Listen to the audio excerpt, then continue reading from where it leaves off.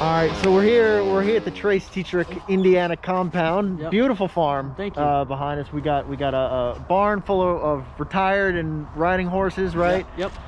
You got a goat back there. How long have you had this place? I've been here about 6 years. 6 years? Yep, right around there. Bought it before I went to Delaware. Then Sandy's done a great job of making improvements, and it's been really good. So, you know, I mean, again, beautiful place. You got to be happy with it. Indiana's your home. That's Yep. it, right?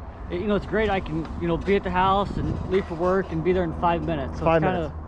It's hard to beat that. It's hard to beat that. And I think the main thing we got to do here is we got to do some reminiscing, Okay. right? Because the Breeders' Crown's coming in. You got a couple drives in the Breeders' Crown upcoming, right? We can go over those later. But 2017 was pretty much. Now, you had already won a Breeders' Crown in Woodbine. Yep. With Freaky Feet Pete. Yep.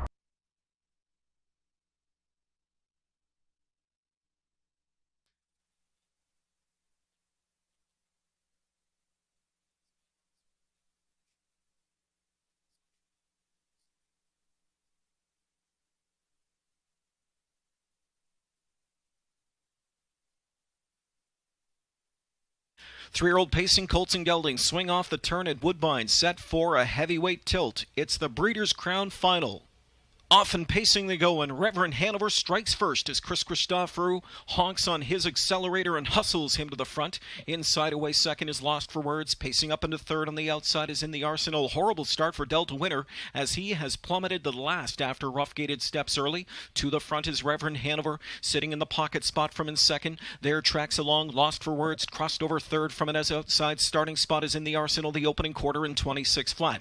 Back into fourth at the inside is Penji Hanover. Wakazashi Hanover sitting along from in fifth. Sixth in the backfield is Freaky Feet Pete, parked out all the way. As they move into the backstretch is Art Speak. Shooting through at the rail is Delta Winner. Then it's back to Dudes the Man. And the last one as they continue up towards the half is Artistic Major. So on the way to the midway point, not a lot of action from the backfield here as David Miller chops it out as he would like in 55 seconds flat. Onto the far turn they go next. Lost for Words leads the way. Reverend Hanover's in the pocket position from in second. Sears has right lined In the Arsenal as he goes on the attack here, a first over third. Moving up into fourth on the outside is Wakazashi Hanover, well placed now. Fifth inside as they pace the turn is Penji Hanover. Freaky Feet Pete on the outside from in sixth. He's cranked, he's ready to roll, though he's following gapping cover of Wakazashi Hanover. They're going to have to start to do some pacing or Miller's going to steal one. Lost for Words is opened up by a pair and he's at 3/4 in 1:22.1 and they spin into the stretch. And Lost for Words opens up by 3 lengths now. Freaky Feet Pete on the far outside is powering up now late. Still there, Lost for Words. Freaky Feet Pete is closing a ton on the outside. Lost for Words needs the line. Freaky Feet Pete on the far outside gets airborne late for Tetrick, and it's Freaky Feet Pete to win the Breeders' Crown in the final strides. He was a Indiana horse, and then you guys just decided to, roll up there and just destroy everybody. Even Wiggle It Jiggle It, he ducked out of he was scared of you. He ducked away from the final. That had to have been pretty sweet up there. Oh, it was amazing. Not let alone to be in the race is exciting in itself, but being in contention where you have a shot of winning, and coming through with the win, there's nothing better. Especially with the connections that we had with Pete.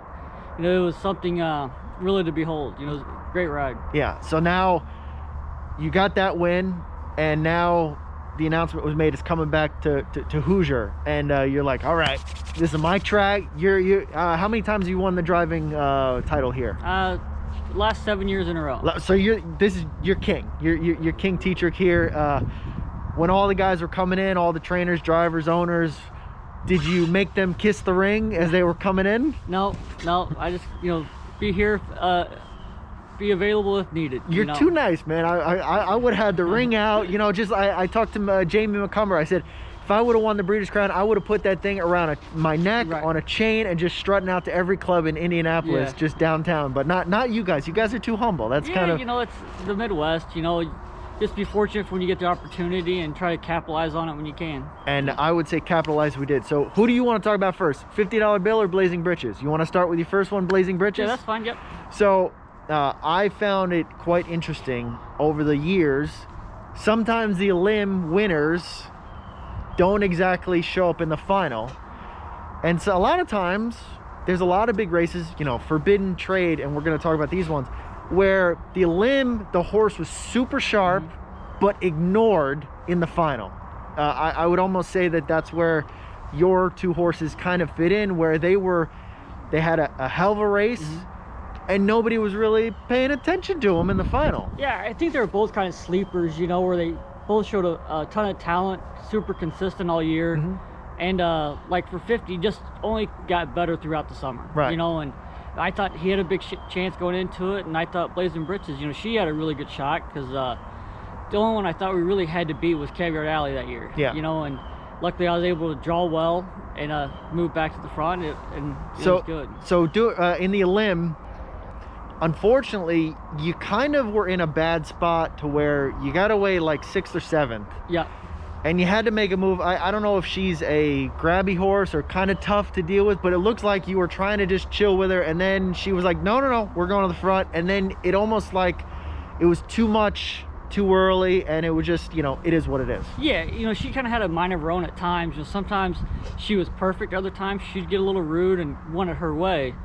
And I mean, right, that's story of our lives, right? Exactly, you know? yeah. And you know, in the game anymore, you have to be able to make the decisions with the horses, and not them try to make all the decisions. Right. And that's, I think, makes the difference between a good horse and a great horse. Now, fun fact: she's the only Breeders' Crown champion to not get a check. It's not. We don't want to advertise. Right. She didn't get a check in the elim, but the elim was only eliminating like 2 horses. Right. Yeah. Yeah. So in a race like that, we had one last week.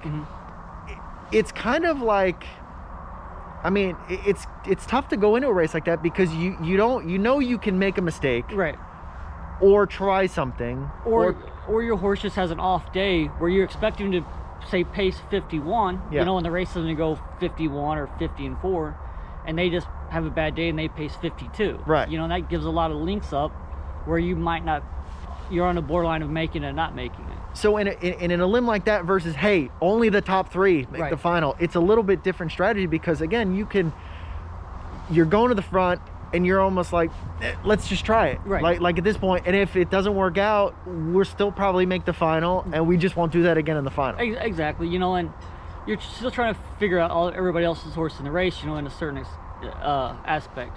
And that in the limit just didn't work out the way we needed to, but it worked out good enough to where we got back. Yeah, you draw the rail in the final. So was that last race kind of sticking out in your head, hey, I can't go that early with her? Or no, because, you know, I'd raced her a bunch through the summer, and quarter pole to the front, she would hang tough, and she's raced 2nd, 3rd over it and been fine that way. She always liked her better work was on the front. If you could land 3rd or 4th and move back to the front, she really enjoyed that. So now let's cue up the race. We got the Breeders' now. Unfortunately, Friday night was just brutal rain, brutal mud. Yeah. But you got the rail. Yeah, exactly. So going into the race, obviously you're happy. The draw, you got the rail. You know what she can do. Were you looking like you were pretty much, hey, I'm going to the front? Well, I wanted to be forwardly placed. Either sit the pocket behind Caviar Alley, or, you know, be on the front and make him chase, you know. And luckily Dave was the only one that left. I was able to remove back on him and put Caviar Alley. Yep. I think she got away like 3rd or 4th and had to come back 1st in. 1/16 out, here they come, and they're off and pacing. From the outside, idyllic beach circles for the lead. Yeah, really, nobody left. I pushed away to 3rd. You got to be happy. You got to be like just completely smiles all here under the mud, right? Yeah, I still feel good about it, you know. Because you know, I could just move whenever I want, whether it's early, late. You're not gonna be way in the back like you were in the elim. You're in a good spot. I'm in a great position, and a lot of it had to do with post, you know, where we didn't have to overstress getting out of there. Beach on the inside, racing in 2nd. Now, from the outside, Blazin Britches, Trace Tetrick sends her on her way early, and Blazin Britches up quickly to engage Agent Q. Blazin Britches clears. So now, I mean, that was as easy, pretty much as easy as you could have gotten it, right? I mean, she didn't fight you. She knew what she was doing. You made it to the front. You got to be. She was a little bit more calmer scoring down that day, and went up to the gate super. Wasn't bully, and was very rateable getting out of there. She sat good. we were able to come out of the turn. You know, I thought that was the move to make, and it turned out probably to be the winning move. When you day. went by Dave Miller and Andy, were you like, come at me, bros, and that's it? No, You're just... No, I didn't. No, because we still had a long way to go still. Still a long way to go. Yeah. So, I mean, this is your track. You're on the front. Yeah. You got one of the best horses. I mean, you got to be feeling like another day, like all the weight of the Breeders' Crown is probably gone at this point because you're just in your spot doing what you do best, Yeah, right? it helps out a lot, you know, and like in this race here, I know the mare really well. I know most of the other horses in the race great, and the way it's set up and the way the track was playing that day, I thought that was the right way to go. Is there a way when you're on the lead to just kick up extra mud I don't on think everybody so. behind you? Just I guess if it rains real hard and there's a little puddle by the pylon, you can get your tire down there. Maybe you'll try to steer into it, right, you know, yeah. to splash everybody up. But I think that's more of a deterrent anyway, because it slows you down in the process. So know? really, you're just focused on your horse like a good driver, Right, I guess. yeah. You know, and so going to the half again, you got to be supremely confident as to, you know, this mare is going to do her job. Yep. Because again, you didn't have to really fight her Exactly, like yeah. you did the week Yeah. before. Takes command of length. So I just want to make sure we had, you know, good fractions, you know, to go our way. Keep her calm, Yeah. keep her on her business. She knew what she was going to do. So I didn't want to go too slow and let him get involved too quick and get to my head too quick. Hanover Peter Wren is on his way. Half was 56 seconds. Blazin Britches and Trace Tetrick a length and a half. Agent Q to the inside now. Like going through the turn here, I still felt really good. She was strong up in the rigging. You know, Andy's mare was strong, you know, and I thought it was really good that way. Are you looking at the half? You looking at the 3/4 pole? Does that generally kind of come in your mind, or are you just going by see feel? the fractions, you know, a little bit, like especially the quarter. If I can usually read the quarter, I can tell you where we're going the rest of the fractions. I remember I had a talk with you earlier that day about doing something cool coming out of the turn, but I was afraid to because we weren't to the wire yet. Right, yeah. You were standing right there coming out of the turn. Yes, you were with the supposed to, like, you know, do Give it a something to dab me, or but something like yeah, that, yeah, and I mean, especially you were on the lead. Yeah. I mean, there was And I no didn't reason come- not to. Right, I didn't come through But for you. whatever. Yeah, I mean, it is what it is. I'm not going to hold that Yeah. against you, you know. To the length. Caviar Alley to the outside. Agent Q blocked behind the leader, races third. And Obvious Blue Chip in good striking position to the outside, second over fourth. Idyllic Beach is buried in fifth. 3/4 and 124.2. They're on their way home with the Breeders' Crown, with Blazin Britches leading the way. Caviar Alley to the outside. Okay, now I walked the stretch the other day. Dude, that thing's long. Yeah, Okay? it's a heartbreaker. Is Yeah, it? Okay. Because there's times when it's 15 steps too long, and there's times it's 15 steps too short. Right. It seems like, you know, and horses know anywhere you go, horses know where the wire's at. Yep. Whether horses are great on the front or the back, you know, they know when to Mhm. how far they have to pace and when they can kind of lighten up a little bit. So you're just going to work on her Yeah, and just come and- on, baby. You know, like and that mare, she'd had a lot of starts at Hoosier, you know, and it is towards the end of the year, but she was still really strong. Brian did a great job with her, maintaining her all summer. so hitting the home stretch. To the inside, Agent Q is flatlined in third. And Idyllic Beach shaking loose late. It's Blazin Britches with less than a 16th to go. Caviar Alley to the outside. Down to the wire, Blazin Britches. Blazin Britches wins the Breeders' Crown at 152 and 1. Would you say that was a perfect drive? We got there first, yes. So I'd say it was So a perfect drive Yeah, is what you would declare Yeah, that yeah, as. we'll As call it long as that. you win, it's a perfect drive, Yeah, right? Yeah. And again, that was the first one because that was Friday night. Yeah. Right. Yeah. So was that kind of a win? I know it's a win for you, but it's also a win for just everybody. The entire community, in a sense, you know, because that mare's, you know, raced there a lot. You know, Brian, he's Ohio based, but he's a local trainer in a sense because he races a lot of horses at Hoosier as well. And I guess because maybe I was driving her, you know. Who would have thought, felt like, better. he brings Blazin Britches, Fear the Dragon down by the seaside to the Breeders' Crown. Yeah.